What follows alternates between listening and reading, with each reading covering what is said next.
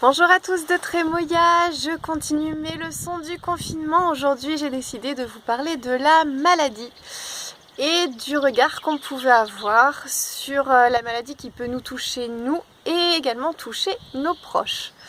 Du coup il y a deux façons de voir les choses.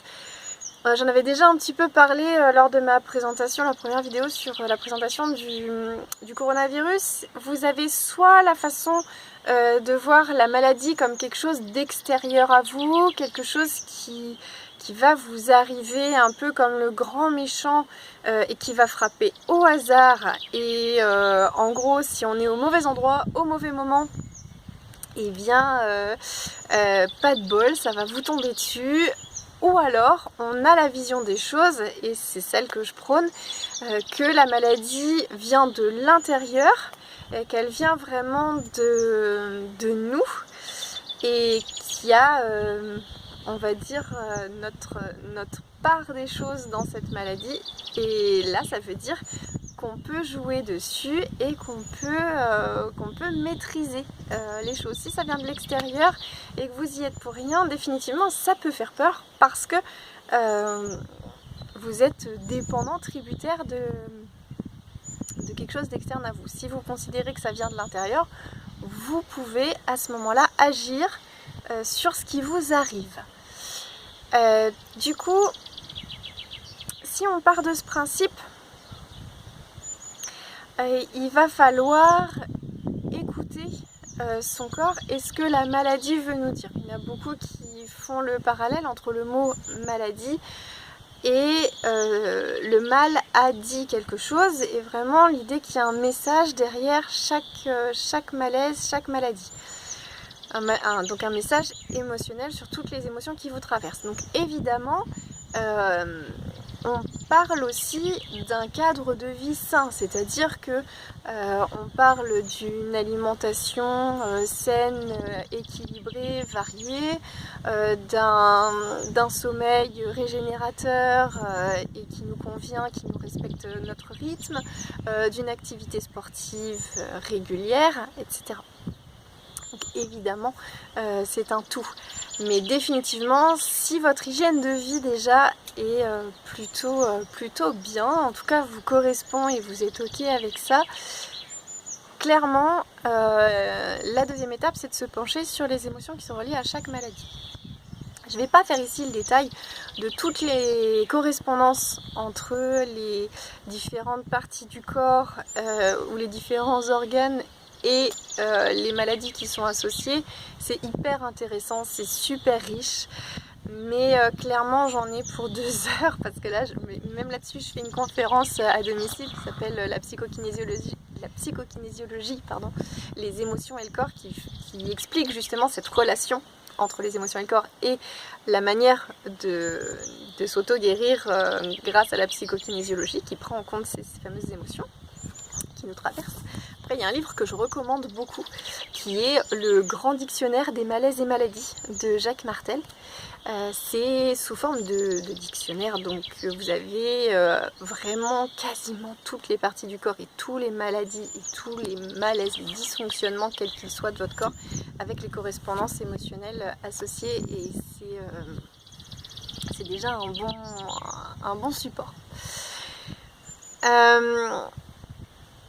Juste comme ça, en passant, vu qu'on est quand même dans cette épidémie du Covid, il touche principalement les poumons. Les poumons, c'est le siège de la tristesse.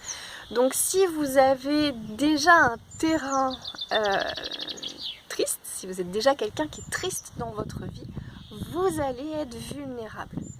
Si au contraire, vous êtes bien aligné, vous êtes bien clair dans votre vie et que vous êtes à votre place, sur un petit peu tous les plans de votre vie, le Covid aura beau passer, celui-là ou une autre maladie pulmonaire évidemment, il aura beau passer, il ne va pas s'installer en fait dans votre corps, parce que votre corps n'a aucune raison de sonner l'alerte d'une tristesse profonde qu'il faudrait prendre en charge. Par contre, si effectivement ces tristesses sont vraiment ancrées en vous, et bien là le terrain fait que vous allez développer un type de maladie pulmonaire. Donc sur les grands thèmes comme ça, vous avez le foie qui va garder principalement les colères, vous allez avoir le cœur qui va siéger l'amour mais aussi la peur, vous allez sur les choses qu'on retrouve régulièrement, la gorge, ça va être tout ce qui va être communication, du mal à dire les choses ou les non-dits qui peuvent rester un petit peu à l'intérieur de nous. Ou qu'on peut subir aussi. Donc voilà, je m'étale pas, sinon je me connais, je vais partir. En tout cas, comprenez qu'une fois que le message de votre corps est compris, si vous allez faire cette démarche d'aller dire tiens, j'ai mal à la tête, qu'est-ce qui me prend la tête en ce moment, ou tiens, j'ai mal au dos, qu'est-ce qui me tracasse en ce moment, j'ai mal aux épaules, qu'est-ce qui me pèse dans ma vie actuellement, et que vous allez chercher ces réponses et que vous allez faire des choses pour régler ça, il faut bien comprendre que de comprendre le message que votre corps envoie ne suffit pas. Il vous demande vraiment de changer. Il vous demande de changer. Si vous comprenez mais que vous ne changez rien, votre corps continuera de vous faire souffrir ou de vous faire mal. Donc pensez-y. Si je reprends mon livre, ok, j'ai un souci à tel endroit, je regarde, ah ouais, ça me parle, effectivement, j'ai des problèmes avec ceci, avec cela, et que je laisse le bouquin et que j'en fais rien, mon corps continuera d'avoir mal. Alors après, pour comment faut faire, ça c'est encore une autre question. Ceux qui connaissent mes soins émotionnels, c'est ça, la réponse. C'est la libération par la psychokinésiologie par exemple, parce que c'est ce que je connais le mieux, mais il y a plein d'autres méthodes. Et simplement, si déjà vous réalisez que vous manquez d'épanouissement dans votre job par exemple, et que c'est juste un job pour gagner de l'argent, que c'est alimentaire et que ça vous fait suer le matin, vous y allez à reculons, que vous allez bosser à reculons, et pour vous il s'agit vraiment d'un travail dans le sens étymologique du terme de labeur, et bien votre corps il va demander de changer. Donc soit vous changez votre façon de voir votre job et vous le gardez, soit vous demandez une mutation dans l'entreprise si l'entreprise vous plaît quand même, ou si c'est carrément un problème d'entreprise, votre corps il va vous demander de changer de boulot. Alors oui, ça entraîne des peurs, de se dire oh là là, je pourrais jamais, etc. Si, on peut toujours. On a le choix, on a toujours le choix. Donc une fois qu'on a acquis les choses de cette manière-là et qu'on voit les choses de cette manière-là, c'est déjà pour soi, c'est bénéfique parce qu'on se dit je maîtrise les choses et du coup je suis responsable de ce qui m'arrive et je peux faire que ça n'arrive pas. Et puis ça permet aussi d'avoir un regard sur nos proches et de se décharger. Parce que si vous avez peur pour eux, vous allez déjà leur rajouter une dose alors qu'ils n'ont pas forcément besoin de ça, clairement. Ils ont besoin de support, de réconfort. Et si vous êtes dans la peur pour eux, vous n'allez pas pouvoir leur apporter et en plus vous allez vous fragiliser. Donc finalement, l'autre version est peut-être plus bénéfique pour tout le monde, pour vous et pour vos proches.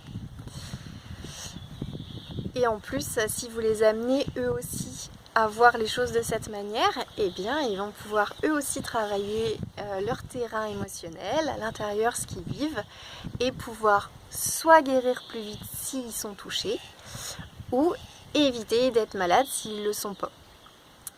Voilà ce que j'avais à vous dire sur la maladie.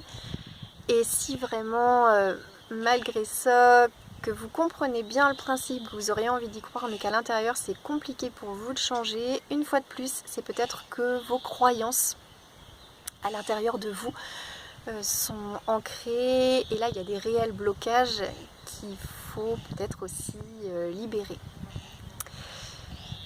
J'espère que cette version de la maladie, une fois de plus, vous amène à réfléchir et à trouver la vôtre.